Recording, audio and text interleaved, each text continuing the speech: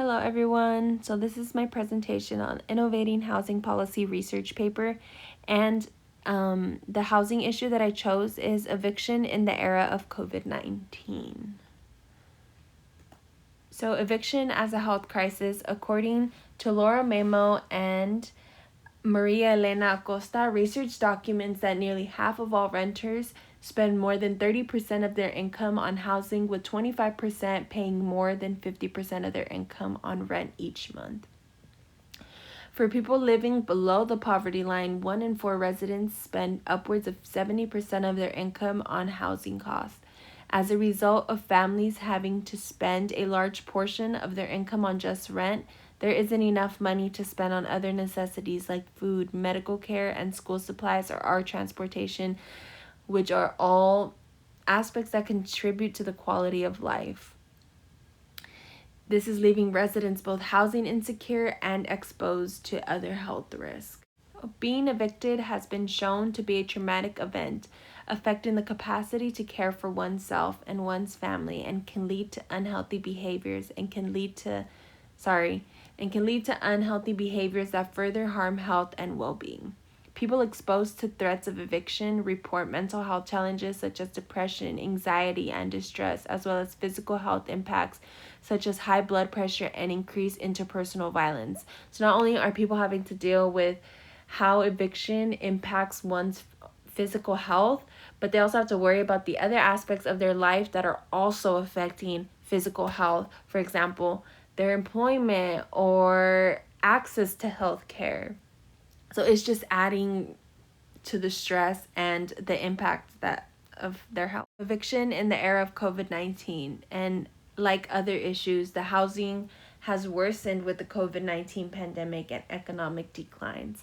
And the loss of businesses and jobs disproportionately impacts lower income residents in Black, Indigenous, and BIPOC communities, further escalating housing insecurity and inequity.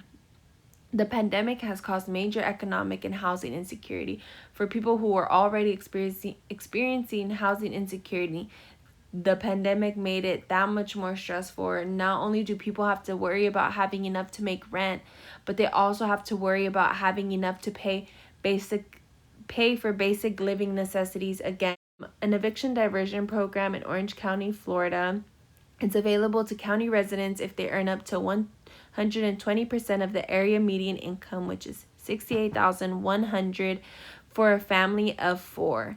It's a $13.3 million program funded by the Federal CARES Act. From the program's description, the income-based program assists Orange County's most vulnerable tenants who are in imminent danger of eviction due to COVID-19 and provides the property owner with an alternative to eviction. The program provides up to $4,000 in past due rent that is paid directly to the landlord.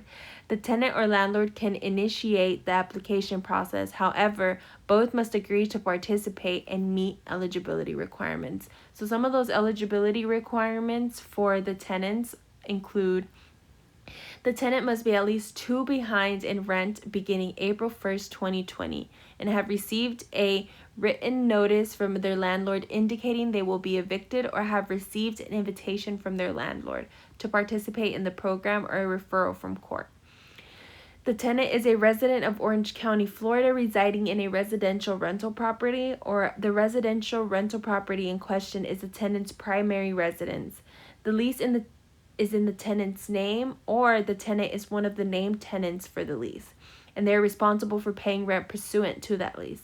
1 or more adults residing at the residential rental property experienced a documented involuntary loss of income that occurred due to the COVID-19 public health emergency. The date of the job loss or reduction in employment hours or pay that led to involuntary loss of income occurred March 1st, 2020, or after the Florida Surgeon General declared a state of emergency in Florida. And that is it for my presentation. Thank you.